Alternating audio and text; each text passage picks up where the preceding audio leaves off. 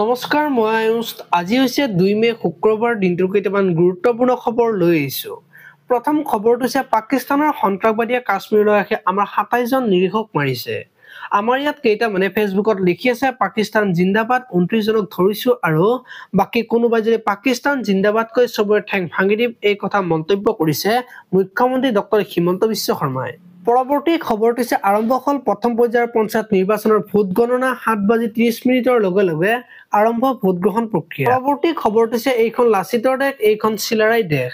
আমাৰ দেশক আক্ৰমণ কৰা সকলক লাচিত চিলাৰে কচু কটা দিয়াৰ দৰে আমিও কচু কটা দিম এই কথা মন্তব্য কৰিছে মুখ্যমন্ত্ৰী ডক্টৰ হিমন্ত বিশ্ব শৰ্মাই। পৰৱৰ্তী খবৰটো হৈছে ৰেচন কাৰ্ড থকা সকলৰ বাবে ভাল খবৰ দিলে মুখ্যমন্ত্ৰীয়ে। এই দিনটোৰ পৰা লাভ কৰিব এইসমূহ বিশেষ সুবিধা। শুকুৰবাৰে ধুবুৰী জিলাত নিৰ্বাচনী প্ৰচাৰ চলাই মুখ্যমন্ত্ৰী ডক্টৰ হিমন্ত বিশ্ব শৰ্মাই। পঞ্চায়ত নিৰ্বাচনৰ বাবে চলোৱা প্ৰচাৰ অভিযানৰ সময়ত মুখ্যমন্ত্ৰীগৰাকীয়ে কৰে কেইবাটাও ডাঙৰ ঘোষণা। 1 অক্টোবৰৰ পৰা ৰেচন কাৰ্ডৰ জৰিয়তে ৰাজ্য চৰকাৰে চাউলৰ লগতে কম দামত দাইল, চেনি আৰু নিমখ দিয়াৰ ব্যৱস্থা কৰিম বুলি সদৰি কৰে মুখ্যমন্ত্ৰীয়ে। তেওঁ কয় 1 অক্টোবৰৰ পৰা চেনি বজাৰতকৈ 30 টকা কম দামত লাভ কৰিব, নিমখৰ দাম বজাৰতকৈ 10 টকা আৰু দাইল 30 টকা কমকৈ লাভ কৰিব।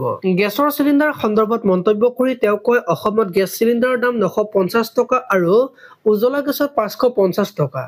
এতিয়া 1 অক্টোবৰৰ পৰা আমি ৰন্ধন গেছৰ 650 টকাত দিম আৰু উজলা গেছ 250 টকাত দিম। ভাষণ প্ৰসংগত মুখ্যমন্ত্ৰীগৰাকীয়ে কয় আমি নৱম শ্ৰেণীৰ ছাত্ৰীক চাইকেল, কলেজৰ ছাত্ৰীক নিযুত মইনা আঁচনি দিওঁ। এতিয়াৰ পৰা যিসকল যুৱক যুৱতীয়ে ডিগ্ৰী পাছ কৰিব তেওঁলোকক পৰীক্ষাৰ আবেদন আদি যাৱতীয় কাম কাজৰ বাবে ডিগ্ৰীৰ পাছত এবছৰৰ বাবে 2500 টকাকৈ দিব ৰাজ্য চৰকাৰে। আৰু মেট্ৰিক পৰীক্ষা নোহোৱালৈকে পৰীক্ষাৰ্থীক 300 টকাকৈ মাহেকত দি যাব বুলি উল্লেখ কৰে মুখ্যমন্ত্ৰীগৰাকীয়ে। পৰৱৰ্তী খবৰটো হৈছে পাকিস্তানৰ এজেণ্ট গৌৰৱ গগৈ। নলবাৰীৰ বিষ্ণুপুৰত গৌৰৱ গগৈৰ নিৰ্বাচনী সভা চলি থকাৰ মাজতে কলা পতাকা প্ৰদৰ্শন বিজেপি কৰ্মীৰ। গৌৰৱ গগৈ মুৰ্দাবাদ, পাকিস্তানৰ এজেণ্ট মুৰ্দাবাদ ধ্বনি দিয়ে বিজেপি কৰ্মীয়ে। পৰৱৰ্তী খবৰটো হৈছে অভিনেত্ৰী চন্দনা শৰ্মাৰ কন্যা চিল্ক বুটিঙৰ পৰা কাপোৰ চুৰি কৰা যুৱতীক গ্ৰেপ্তাৰ লতাশিল আৰক্ষীৰ। অভিযুক্ত যুৱক সম্ৰাট পাঠককো গ্ৰেপ্তাৰ। পৰৱৰ্তী খবৰটো হৈছে কেন্দ্ৰীয় মাধ্যমিক শিক্ষা বোৰ্ডে 2025 চনৰ বাবে দশম আৰু দ্বাদশ শ্ৰেণীৰ ফলাফল ঘোষণা কৰিবলৈ সাজু হৈছে।